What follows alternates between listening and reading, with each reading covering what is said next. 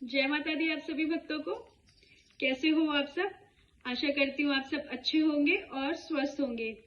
जैसा कि मैंने आपको अपनी लास्ट वीडियो में बताया था कि चैत्र के नवरात्रि के दौरान माँ सवारी के रूप में मुझ पे आने लगी।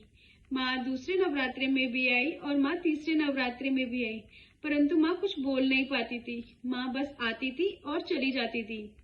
ऐसे ही चौथे नवरात्रि के दिन संध्या में जब मैं माँ का दुर्गा सप्तशती का पाठ कर रही थी, तो एक बार पुनः माँ बड़े ही वेग से मुझ पे सवारी के रूप में आई और मेरे पेरेंट्स ने माँ से बात करने की कोशिश करी कि माँ आप कौन हो, आप क्यों नाराज हो, माँ आप हमसे बात क्यों नहीं करते हो, आपने हम पे अपनी कृपा की है, आपने मेरी बेटी पे कृपा करी है, तो माँ यदि आप हमें मार्गदर्शन करने के लिए आए हो तो आप हमें बताओ माँ, ऐसी हमसे क्या गलती हो गई है जो आप आते हो और बात नहीं करते हो।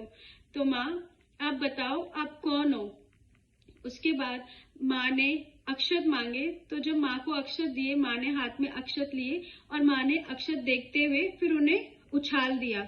जब माँ ने उन्हें उछाला तो उसके बाद माँ ने कहा कि मैं तुम्हारी ही कुलदेवी माँ भगवती हूँ। उसके बाद हमें पहली बार पता चला कि जो हम पे कृपा हुई है माँ की, वो कोई और नहीं, हमारी ही कुलदेवी माँ भगवती है। फिर मेरे पेरेंट्स ने माँ से और बात करने की कोशिश करी कि माँ अब आप आए हो, आपने हम पे अपनी कृपा की है, तो माँ आप हमें मार्गदर्शन करो माँ, हम ऐसा क्या करें, आप तो सर्वशक्तिशाली हो, आप जगत जननी हो माँ, आप तो सब जानती हो, तो आप हमें बताओ माँ कि हम जो ये परेशानी में फंसे हुए हैं, जो हमें इतनी प्रॉब्लम्स आ रही है, इनसे हम कैसे निकले माँ, आप हमें मार्गदर्शन करो माँ। उसके बाद माँ ने सिर्फ इतना कहा कि चिंता मत करो, मैं हूँ तुम्हारे साथ, बस इतना कह के माँ चली गई।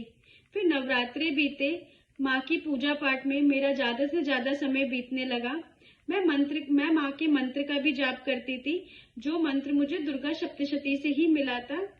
वह जाप करते करते माँ के प्रति आस्था और बढ़ने लगी, विश्वास भी बढ़ने लगा, क्योंकि जब मैं माँ का मंत्र जाप करती थी तो मैं कुछ देर ध्यान भी करती थी, माँ का आह्वान करती थी, माँ को बुलाती थी और मेरे जो भी क्वेश्चन होते थे उन्हें मैं मन से माँ से पूछती थी।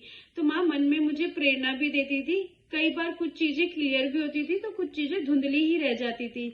स्पष्ट रूप से समझ नहीं आता था कि माँ क्या कहना चाहती है या इस प्रॉब्लम का क्या सॉल्यूशन माँ दे रही है। अब मैं आपको नेक्स्ट वीडियो में अपने बताऊंगी कि किस प्रकार माँ ने हमें हमारी प्रॉब्लम से निकाला, ऐसी माँ ने हम पे क्या कृपा करी कि जो हमारी लाइफ में प्रॉब्लम्स थी उनसे हम बाहर आए और हम एक अच्छा जीवन जीने लगे। तब तक के लिए जय माता दी आप सभी भक्तों को।